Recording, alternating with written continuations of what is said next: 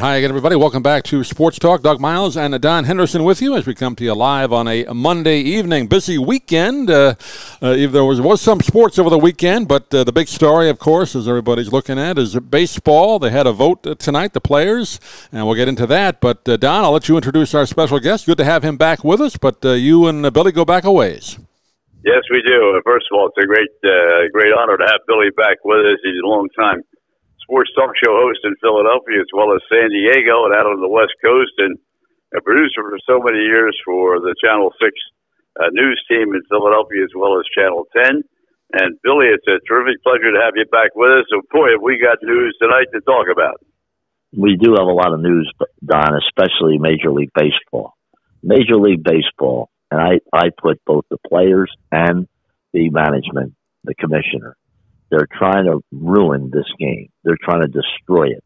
The average age of a baseball fan watching the games on TV or listening on radio is 57 years old. And with all this bull that's going on between the players and the ownership, they are doing everything in their power to put baseball in the rearview mirror. We saw what happened to two sports in the 50s that were dominant, boxing and horse racing. Where are they now? They're struggling to get a blip on the radar screen. Well, I can't disagree, Bill. I'll let Doug get a question in first before we talk about the vote today. Doug, go ahead. I was saying, good to have you back, Billy Werndl. I just want to mention his full name, WCHE Radio up in the Philadelphia area. Does a sports show every day. And, I was just reading before we went on the air just to check any latest updates, and the players did vote down the latest proposal 33-5. So five of the teams were going to go for it, but 33-5 they turn it down. So now the commissioner, I guess, they say he can put mandate a shorter season, but that's going to open up the whole grievance situation. So I guess that's the crux in the whole matter. Look, Manfred is a labor lawyer. He's not a baseball person. Tony Clark is a baseball player, not a labor negotiator. So you got two problems here. When baseball hired Marvin Miller many, many years ago, they decided to get somebody instead of a player going head-to-head with management. And that's what they came up with, Marvin Miller, later Donald Fear, people like that. And, of course, you talk about Manfred. Manfred is trying to do everything in his power to take away a certain amount of power from the Players Association, which, look, it's the most powerful union in the world. Nobody can touch the Players Association. So consequently, Manfred's trying to put a real kibosh in the Players Association. And, that would be his legacy. I mean, what makes me regurgitate, guys? Bud Selig in the Baseball Hall of Fame. That is one of the most ridiculous things. He ruined baseball back in 94 and 95. And then the steroid era came in, and Sosa and McGuire and the home runs and Barry Bonds saved the game. And if they have another work stoppage this year or after next season, that'll be the death knell for baseball. Well, I'll tell you, I would suggest to any of our listeners to pick up USA Today. And Tim Dolberg has a terrific column in which he singles out.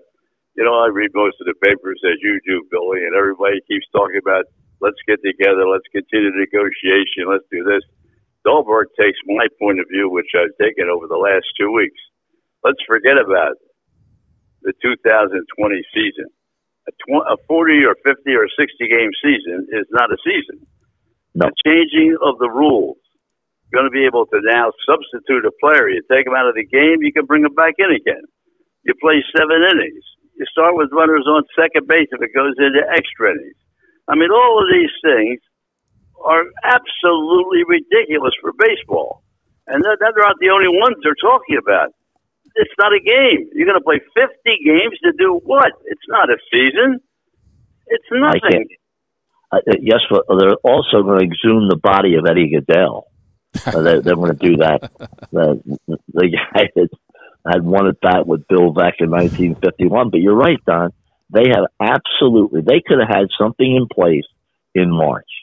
But players agreed, and then the owners said, no, we're not going to go for this. I mean, this is the problem. There's so much mistrust And I talked to people the last couple of weeks about the owners. The players want to see the books, and the owners are reluctant and will not show the books to the players. They don't want to show the books because you'll see the profits. Look at teams like Pittsburgh, who just pocket money, and the fans who attend the games are being taken advantage of because what they're doing is putting an inferior product on the field, and the owners are, getting the revenue and putting it right in their back pocket and not putting out an effort to have a competitive baseball team. Story over the weekend, of course, players were starting to get workouts, even locally here in Florida. Of course, team you covered, both of you guys covered, the Phillies. That was one of the first that came out that had, I guess, 4 or 5 players test positive. They shut down Clearwater, and then, of course, the Toronto Blue Jays, a little bit north in Dunedin, same thing there. And now, I guess, Arizona had a few. So even if they do get a 50 or 60-game season, I mean, how's this going to work? I don't think it's going to work, and I agree with Don. And also, the Yankees are also on that right, list. Tampa had a few, right?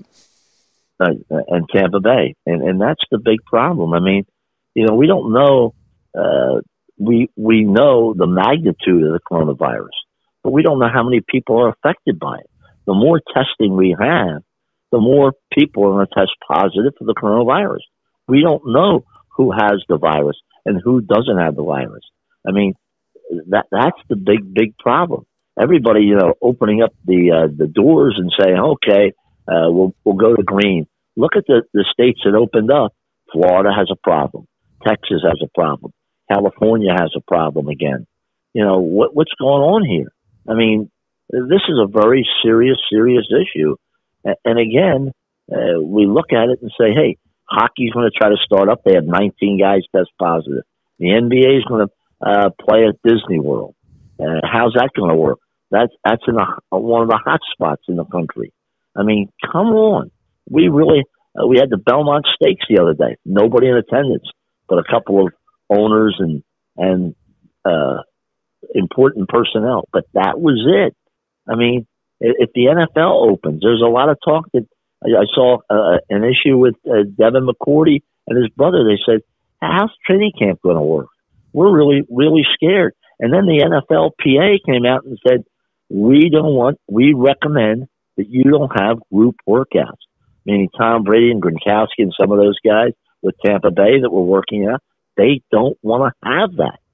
So we're only about a month away from training camp right now.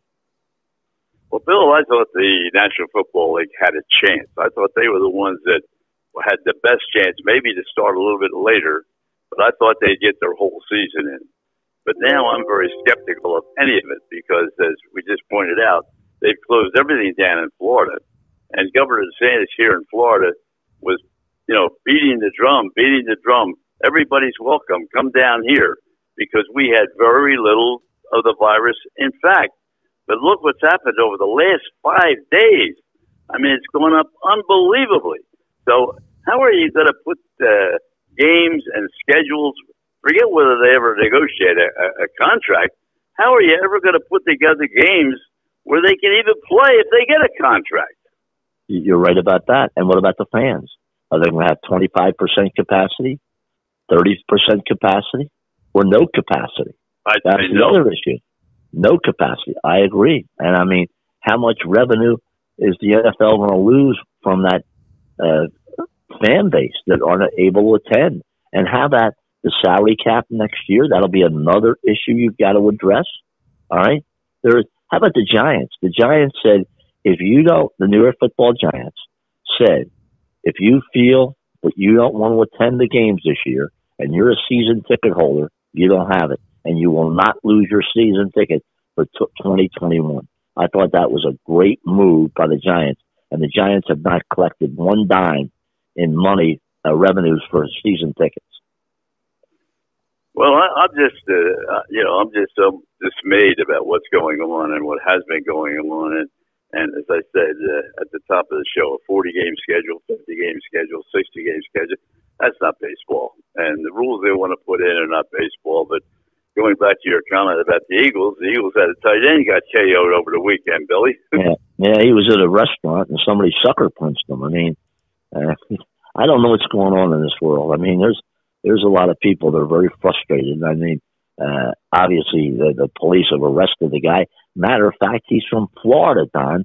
The guy that sucker punched Dallas Goedert. Dallas Goedert's like 6'5" and 260 pounds. Why would you sucker punch a guy like that? I mean, that's like hitting a tractor trailer. And I didn't see the video, to be honest with you, Billy. They say it's somebody took the video and then they sent it to ESPN, and now it's on television. I have not seen it as yet, but from all accounts, the customer that clocked him wasn't really involved in the dispute between the two people. He was next to him or somewhere where he just threw a sucker punch and dropped him to the floor. Yeah, and they took him to the hospital. That's the amazing thing. And and we're going back to baseball. And baseball was my number one sport growing up. Again, they have done everything in their power to ruin this game with all this analytical information, games lasting 4 hours, 3.5 hours. Remember, the attention span of most people is about 2.5 hours to go to a sporting event, 3 hours maximum. And, all this stuff that they've implemented over the years in baseball, it's either a walk, a strikeout, a home run. There's no strategy in the game, and it's really taken away from it. No stolen bases, because that's de-emphasized by the analytics people. I mean, It's not a fun game to watch anymore. Well, Dahlberg in the column today, Associated Press, talked about that very same point. All you're going to have now are what we had over the last couple of years in the American League, and that's strikeouts or home runs. And the idea of moving a player along, the sacrifice will be something that won't even be in effect. And all you're going to have is two leagues now with a designated hitter, and all the conversation that you and I and every baseball fan has had for 35, 40 years about strategy of bunting a player over or hit and run or whatever it may be. You're not going to see any of that because it's not going to be in the realm of possibility. They don't want it. Well, but Don, it's also a boring game. A strikeout, a home run. A home run's basically a rally killer a lot of times. Guy hits a 3-run home run. That takes the air out of the balloon. A guy gets a triple, a double, a single, another double, single. That really keeps a rally going. But the home run could be a rally killer. You know that as well as I do. Well, I've always been a national leaguer, and of course we're in Philadelphia, so we grew up with the National League. Except if you're old enough to see the age before they left to go to Kansas City. But we're a National League city, and we're very, very accustomed to looking at the strategy as a National League manager looks at it. And to me, it was just a lot more fun to think, how many stolen bases are you going to have? How are you going to sacrifice a runner over? Are you going to sacrifice a runner from second to third with nobody out in the ninth inning of a game and try to win it with a fly ball or whatever? What are you going to do? And none of that's going to be in the game anymore. Don, when's the last time we saw a successful squeeze bunt in baseball? I can't, to be honest with you, Billy, I can't even remember the last time. I guess when the Cincinnati Reds did it against the Phillies a long time ago. Well, again, all that stuff is missing from the game. And Doug, believe me, this is not helping the game with all this bickering between the owners and the players when the unemployment rate is at a record pace in this country. How can people feel bad for baseball players who are millionaires, and how can they feel bad for owners who are billionaires? That's what's really come down to. And this thing should have been rectified in March. They should have been up and running by early June, and they would have had a decent season. Right. But I blame it on Manfred when the owner said, "Oh no, we're going to pull the proposal off the table," and that was wrong. And then all hell broke loose. Billy Werndl, our special guest. He's in Philadelphia. Of course, we're in Sarasota, Florida. Normally, I'd be back in Philadelphia now, but because of the virus and the fact that New Jersey and New York were closed down, I couldn't go back to my home in New Jersey. And so I have stayed down here. I'm planning on leaving next Monday because now the virus is doubling up so quickly down here that it's better off in New Jersey, and the governor's going to open, I guess, next week one day, most everything in New Jersey. So That's where we stand. Doug, you're up next. I was going to say, I listen to a lot of sports talk, driving back and forth to work, and you hear, like you just mentioned, Bill, the people calling in, so many more calls now, even from diehard baseball fans, they say they are. Older people, I imagine, too, they say, I've been following baseball since, maybe the 60s. They're fed up with it. I'm sure you get the same on your show on WCHE, and I'm sure people under the age of 20, kids don't follow baseball like we did when we were growing up, so they probably don't care at all, but it's the hardcore fans that they're going to have trouble getting back. Absolutely. And look what happened when they canceled the World Series in '94. How long did it take? Unless we had the McGuire-Sosa Bonds home run derby, they weren't coming back. And that's why I say that, when you look at this situation, how do you attract the younger fan?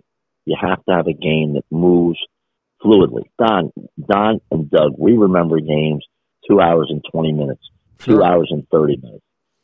Now, if you have a Red Sox-Yankees game, it could go 5 hours. Right? Bill, let's just jump over to the National Football League for a moment. I said at the top of the show, I thought they were the organization that had the best chance to play a full season. What do you think about that, and what do you think about what the teams are doing right now trying to get ready? Well, obviously the NFL PA has said they recommended not players congregating, in group workouts. They don't want that. I mean, I have major reservations if they're going to start on time in September. I have major reservations if they're going to really have a training camp. I have major reservations about this, and I would say right now it's 40-60 that they have a season, and that 40 is dropping down to 30-70 in the next couple of days. 30% chance of a season. Yet they turn around and they keep paying these astronomical salaries. Trout, of course, out there in Los Angeles, and now we look at Dak with the Dallas Cowboys looking to sign for $31 million, and I mean, they just keep paying money, and now all they want to do is complain because they're, as you said earlier in the program, they're not losing money giving these people this kind of money. They keep giving it to them. Don, let's be honest, and Doug, these salaries could be kept under control. I don't want collusion, and I don't want to see the owners put a fistful of money in their pockets. But this whole thing has just gotten totally out of control. I mean, when you talk about great players of yesteryear, Mantle and Ted Williams and Willie Mays and Henry Aaron, $100,000 or $120,000 back in the 50s and 60s, that was a lot of money. But the average guy was making about $12,000, $15,000 a year. So he could understand it. But when the average guy makes maybe $50,000, $60,000 a year, and a player is making $33 million a year, how does he comprehend that? I don't know. Doug, you're up. I was going to say, we don't do politics on the show, but the whole NFL thing with the kneeling and all that stuff. Let's say the football comes back and there are some fans in the stands eventually.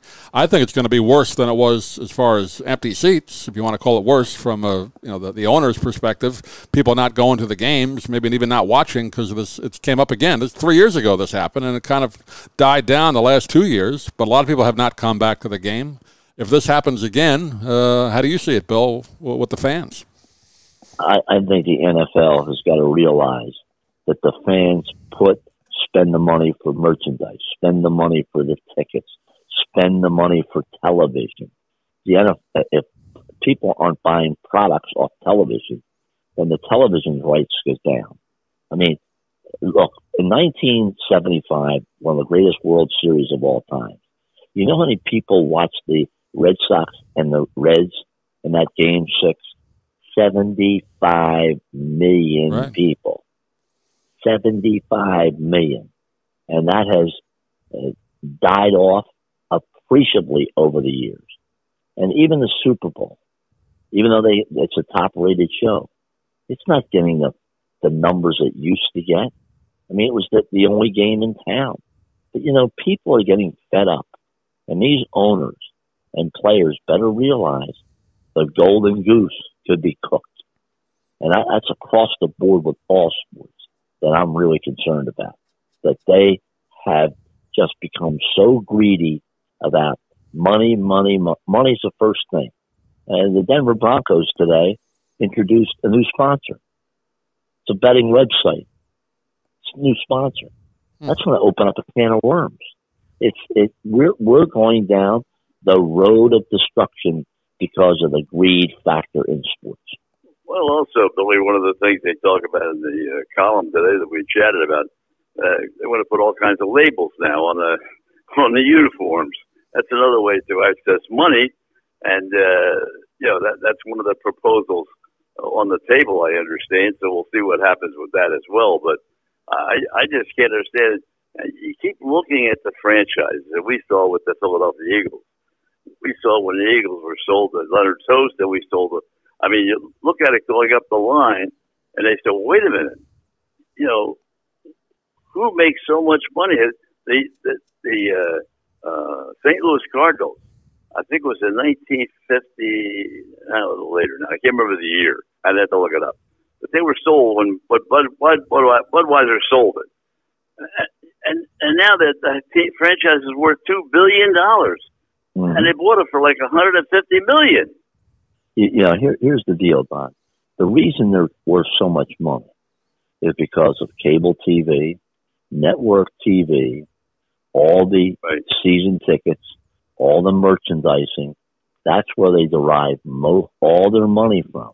When the people start not buying the merchandise, not buying the tickets, not subscribing to the cable. I'm going to ask you guys right now. Have the cable companies contacted you and said, look, we're going to give you a 25% decrease on your latest cable bill because we don't have any live sports? They haven't done that. Nope. They're laughing all the way to the bank. Bill Busick's been writing about that for 3 years. He's been talking about the seating license you had to buy to get seats in the stadium, and then the television that you don't get a refund on because you don't have the games. The other thing I think that has really weakened, Billy, in some cases strengthened, Philadelphia, I think, would be one of the exceptions. You have so many channels now that show these games, whether they're playoff games, whether it's football, basketball, they sell so many games. First two games of the playoffs go to TNT. People don't even know where the games are half the time anymore. I mean, you got to really be a strong baseball fan or a bettor. If you're a bettor, you know where they are because you're going to follow it every second. But if you're not a bettor and you're not a strong baseball fan, and they're playing on TNT instead of NBC or CBS or AB or whatever, you're not going to know where they are. You're right. You need a Geiger counter to find the games. And now we got it with football. That was Thursday night. Now they want to talk about Tuesday night. I mean, it's just incredible what they're trying to do. Don, I go back to the big word, greed. How much can the public consume? And eventually the public's going to get wise, I hope, and say, we don't need all this. We're going off the deep end. Football, pro football should be Sunday and Monday, not Thursday. High school football, Friday and Saturday. All right? And that's the way it should be. But now it's all about the greed, the bottom line. Doug, before we switch a minute here, jump in with your final question on this one. I want to go to another. Yeah, I was going to say, I mean, you hear these negotiations, everybody talking about it. The playoff money is going to make up the difference. Playoff money is based on TV revenue. If people aren't going to watch as much, the advertising is not going to be there. They're counting on TV money in a good time. How are they budgeting this TV money for the playoffs now when it's very uncertain whether people are going to watch or even bother with the cable companies? A lot of people are cutting the cord. I think we have 75 million people in the last couple of years that have cut the cord, and that's going to go up dramatically. Billy, you worked for so many years with so many of the people on ABC and around the country on college football. I want to talk about that for a moment. Number one, they're trying to get the players to sign a waiver that if they do get the virus, there would not be a lawsuit involved. And secondly, the amount of money the Division I teams are playing for their coaches. One of the teams that would stand out to me would be Rutgers. But there's a big story in the paper today about Iowa. Iowa is struggling for money, and yet they're paying their football coach. They gave the strength coach, yeah, gave him $1,100,000 to fire him. I mean, where is this going to end? Well, it better end soon. It better end soon because no coach is worth that kind of money. I don't care how much he wins national championships. That money should go into a central fund for the athletes to get an education. That's the most important thing. And so many of these athletes fall by the wayside. They get into trouble after they leave college. And I think that the money that they give coaches should be cut in 2/3, not a half, 2/3. I think a college head coach making $1 million, and I'm not a socialist, but I'm saying $1 million, $1.5 million is quite a bit. And a defense and offensive coordinator, $500,000, you can live very comfortably on that. And just go to the commissioners of all these sports. How much are they being paid? What are they doing? Come on, give me a break. Well, of course, you touch on the commissioner. Holy smokes, the National Football League can't pay anybody more money than $40 million he makes, right? Yep. And what does he do? Nothing. Not much. Oh, he sells the sport to TV. He gets all the TV money for him. Right. And he was the one that said seat licensing was the greatest thing in the world for football, the best investment you could make. I'd like to know where. The other thing, Billy, going back to your point, which I think is extremely valid, and that is the cable companies. How much money have we gotten back? We've gotten back nothing. At least I don't know of any cable company that has refunded any money at the beginning of the season. I don't know what they're doing. For instance, Comcast in Philly broadcast the Philly games. Now there's no Philly games all year. I don't know whether they're rebating anything or not. No. But I will tell you this, that you look across the board, and they're taking your money and they're giving you nothing for it except replays of games that you saw in 1980. I mean, where is the justification for that? There's none, Don. There's none. And that's the big problem. Again, nobody calls them out. Nobody calls them on the carpet. PT Shouldn't there be some kind of legislation involved here where not you and I as viewers? Don, do the politicians really think of that? The average person? I don't think so. They could care less. Comcast, Verizon, all these people, they have a monopoly. AT&T, they basically have a monopoly. All right, and that's the big problem. That the legislators in our great Congress, in the Senate and the House of Representatives, they don't do a damn thing for us. Good, we're getting close to the end. I'll agree with that. I think we ought to end on that. That's perfectly said. They don't do much for us. Nope. Just they want to be reelected every 6 years. Yeah. Billy, thank you as always very, very much, and look forward to the next time we get together. We touched on so many different things here, there, and everywhere, and which is always the case with you. You covered all in the Philadelphia area, and I hope that you and I chat a little bit. I want to know what the 76ers look like going into this tournament that they're going to be in Orlando. With Ben Simmons is hurt. His back is still bothering him. Oh, okay. You can sign us out, Doug. We did it all.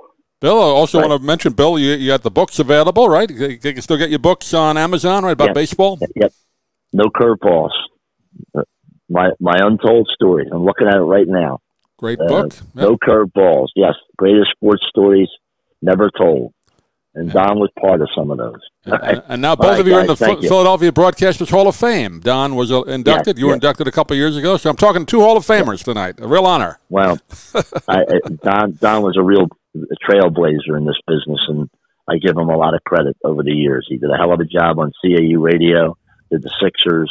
He was the Phillies pregame show. He is well-deserved. All right, guys? No question. Thank you, Bill.